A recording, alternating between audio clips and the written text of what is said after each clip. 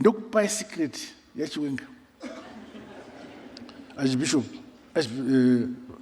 so akange achita achiseva amezota wakomana duka ndozo aita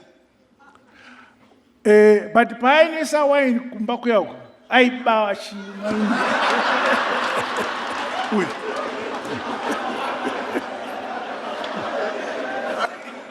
saka mumuna matirevo nokuti akambomba wine ya Bishop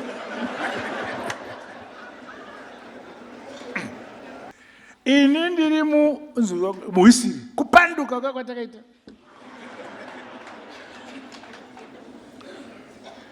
saka imwe henyu makaramba makamira zvakasiwa nani naJesu. Haleluya!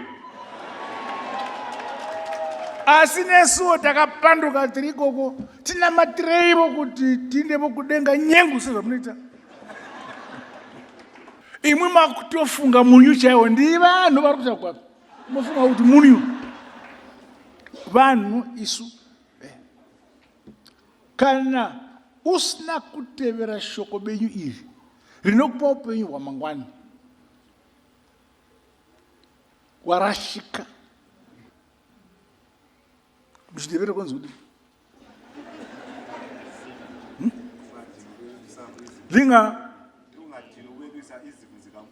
lingadinwi uku lingadinwi ukuyelusa izimvu zikankulunkulu